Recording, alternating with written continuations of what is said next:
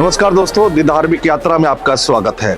साधु संत साधना कैसे करते हैं, जब तब तपस्या कैसे करते हैं, आज हम आपको बताने वाले हैं और तस्वीरें दिखाने वाले हैं कि आखिर कितनी कड़ी साधना में लीन रहते हैं साधु संत। और ऐसी एक साधना है सूर्य अग्नि साधना। इसमें क्या होता है दोस्तों, वो हम आपको बताने जा रहे हैं। चारों तरफ धुनी लगाकर भीषण गर्मी में बीच में बैठ के साधु संत तपस्या करते हैं, परमात्मा भगवान को याद करते हैं। 18 साल में ये साधना पूरी होती है, ऐसा कहा जाता है। इसके महत्व क्या हैं, इसकी परंपराएं क्या हैं और किस तरह से ये साधनाएं होती हैं, वो सब हम आपको बताने जा रहे हैं। जप, तप और साधना।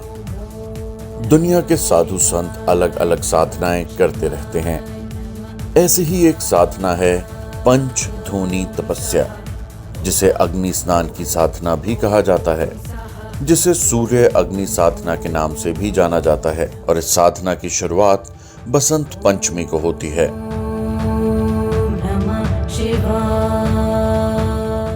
भारत देश जप, तप और साधना का देश है, जिसके हर कोने में कोई ना कोई साधक अपनी साधना में डूबा नजर आता है। इस साधना में साधक अपने चारों तरफ जलती आग के कई घेरे बनाकर उसके बीच में बैठकर अपनी साधना करता है। जिस आग की हल्की सी आंच के संपर्क में आने से इंसान की त्वचा झुलस जाती है, उससे कई गुना अधिक आंच के घेरे में बैठकर ये तपस्वी अपनी साधना करते हैं।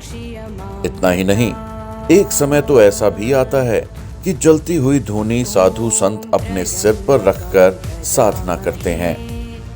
वैष्णव अखाड़े के खालसा में इस सूर्य अग्नि साधना की परंपरा है, जो बेहद त्याग और संयम की स्थिति में पहुंचने के बाद की जाती है। ये साधना 18 वर्षों की होती है। इस अनुष्ठान को पूरा करने के पीछे न सिर्फ साधना के उद्देश्य की पूर्ति करनी होती है, बल्कि साधु की क्षमता और सहनशीलता का परीक्षण भी होता है। लगातार 18 वर्ष तक साल के 5 महीने इस कठोर तप से गुजरने के बाद उस साधु को वैरागी की उपाधि मिल जाती है। तो ये जो तपस्या हमने आपको दिखाई है, जो साधु संत महात्मा हैं धुनी लगाकर बैठे हुए हैं, इसका महत्व क्या है, कितने साल पुरानी ये तपस्या है, कितने साल लग जाएंगे इसको पूरा करने के लिए। तुलसीदास महाराज जी इस वक्त हमारे साथ मौजूद हैं। महाराज जी, बहुत स्वागत है आपका। महाराज जी, जरा इस तपस्या के बारे में हमें बताइए, क्या महत्व है इसका। ये सनातन की बड़ी ही प्राचीन परंपरा है जी। और अगस्त मुनि जी, आपको शास्त्रों में सुना होगा। जी, अगस्त मुनि जी, प्रथम अगस्त मुनि से परंपरा शुरू हुई। उन्होंने आकाश से अग्नि देवता का आवाहन किया और ब्रह्मा जी के मानस पुत्र थे सनक सनंदन सनातन सनत कुमार जी, उन्होंने सबसे पहले तभी और उसके बाद से परंपरा अच्छा शुरू हुई।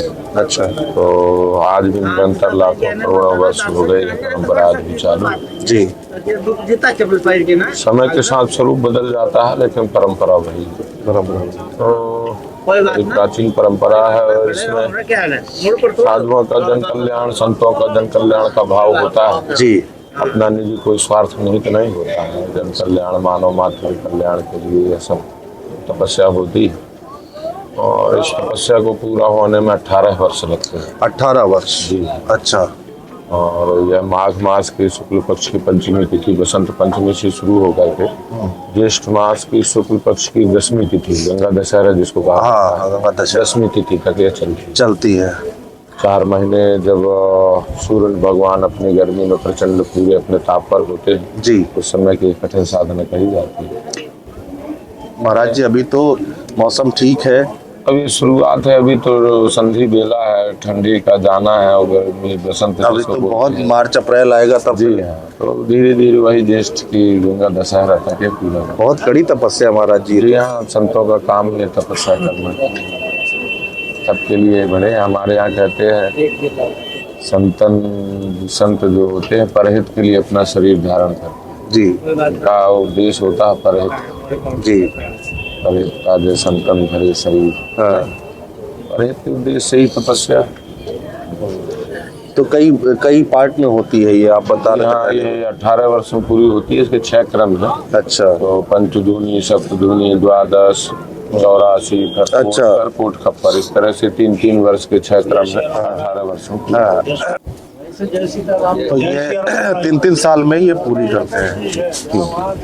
तो महाराज जी इसको करने के लिए तो बड़ी मतलब कोई चाहिए होता है कि भाई आपके पास पहले से आपने कुछ साधना की हो, या फिर कोई भी साधु संत इसको कर सकते हैं? नहीं, वो तो गुरु की कृपा से अनुभव होता है। संत मार्गदर्शन करते हैं जो इस परंपरा में चल रहे हैं या जिन्होंने दूनी तपस्या की हुई है। हाँ, तो गुरु से प्राप्त करके ही कोई आगे बढ़ता है। अपने मन से तो आगे बढ़ नहीं सकता। हाँ, नहीं, तो बिना मार्गदर्शक है, गुरु मार्गदर्शक होते हैं। तो गुरु जैसा मार्गदर्शन करते वैसा शिष्य भी करते चले जाते। सबसे आखिरी पड़ाव महाराज जी कौन सा होता है जो सर पे रख के? तो सबसे आखिरी पड़ाव कोट खप्पर होता है, जिसमें सर पर खप्पर रख करके धूनी तपी जाती है। अच्छा, सबसे आखिरी पड़ाव होता है। और सबसे मेरे ख्याल से कठिन भी वही होता होगा। सबसे कठिन भी होता है। कठिन तो सभी क्रम है, लेकिन सबसे अंत वाला ज्यादा कठिन होता है। वो कितने दिन में पूरा होता है? वो भी 3-3 वर्ष के सभी क्रम है। 18 वर्ष से 6 क्रम है, 3-3 वर्ष के 18 वर्ष में पूरा होता है।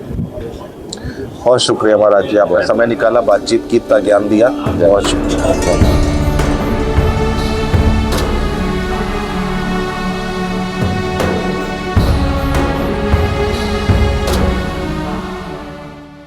देखिए तपस्या कितनी कठिन है वो आप अंदाज़ा लगाइए। यहाँ पर एक महाराज जी बैठे हुए हैं और चारों तरफ धुनी लगी हुई है, और उन्होंने सर पर भी धुनी लगाई हुई है और तपस्या कर रहे हैं।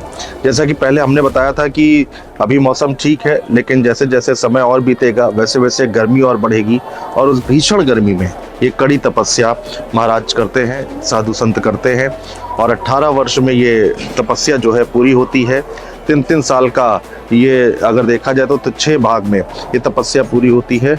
और वहाँ पर जो दूसरे महाराज जी बैठे हैं वो तैयारी कर रहे हैं सर पर धुनी लगाने की, और इसके बाद वो सर पर धुनी लगाएंगे और तपस्या पूरी होगी।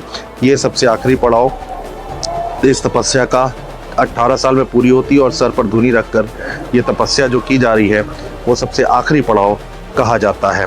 तो ये पूरी एक तस्वीर हमने आपको दिखाने की कोशिश की है कि जब तब तपस्या साधना साधु संत कैसे करते हैं, और कितनी कड़ी तपस्या होती है, कितना कड़ा परिश्रम होता है, वो हमने आपको बताने और समझाने की कोशिश की है। बहुत शुक्रिया।